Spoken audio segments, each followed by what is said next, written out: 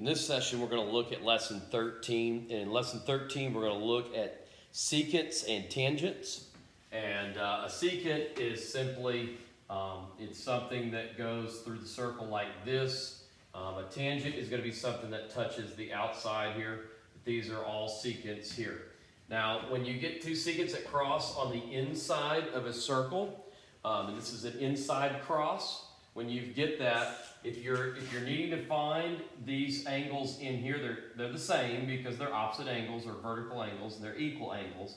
But how do you find one of them? The way you do that is you take the arcs that are inside the cross of these secants, and you add them together. So 80 plus 40, and then you divide it by 2, and that will give you one of the angles, which they're both the same.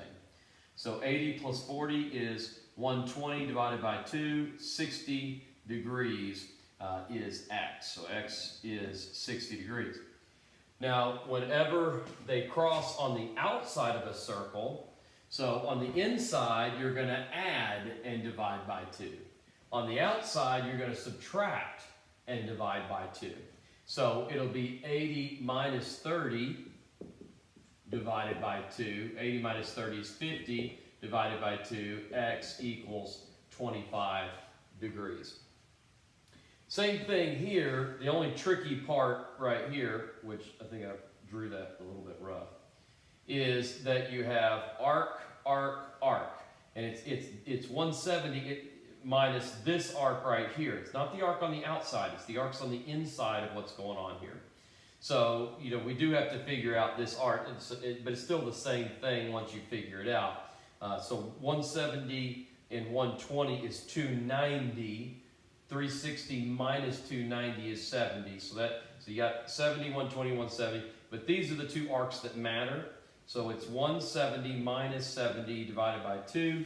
So you have 100 divided by 2. X equals 50 degrees. And so that's how you go about those. The last part of lesson 13. Now that first part dealt with the angles. This part's going to deal with actually the length of the segments. And whenever you look at solving for these, you're going to see that it's this times this. When they cross on the inside, it's going to be 4 times 6 equals 3 times 8. Now obviously there was nothing to solve for. You see that 24 equals 24. I'll throw one up there for you to solve for. So here's one that you can actually solve for.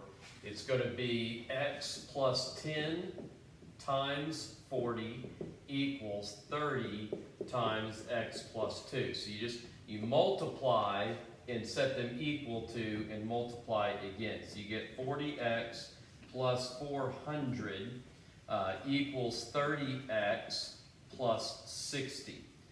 Bring all the x's to one side, and then bring all the normal numbers to the other side here, and you're going to get, it just doesn't seem like it's going to work out correctly,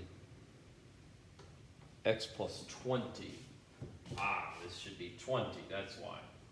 Wrote it down wrong. Anytime you write it down wrong, you're going to get it wrong. So it's 30x plus 600. All right, that's a game changer there. All right, so you get 10x equals 200. Divide by 10, divide by 10, x equals 20. And that's how you solve for x there. Now, when it's on the outside, it's on the inside, just multiply and set it equal and multiply.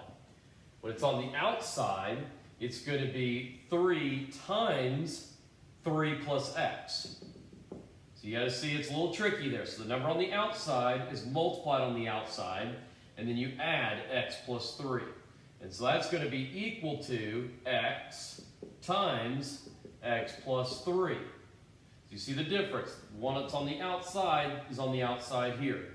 Distribute, we get 9 plus 3x equals x squared plus 3x. So subtract 3x from both sides.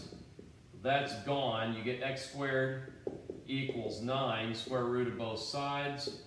3 equals x. That's the key on how to set it up. Now this was a little different. So you had two numbers here and two here. You had 2 and 2. Here you have 2 and 1.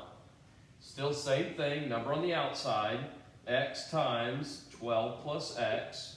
And that's going to be equal to, it's going to be equal to 8 times 8. Since there's no number to add it to, you just do 8 times 8. So you get 64 equals 12x plus x squared. And you're going to put this in your calculator. I'm bringing the 64 over here. So you get 0 equals x squared plus 12x minus 64 when you bring it to the other side. And then you guys can put that in your calculator and then solve for x. I believe when you do that, and I'll do it the old-fashioned way, I think. So you say the multiples of 64 that add to 12 is maybe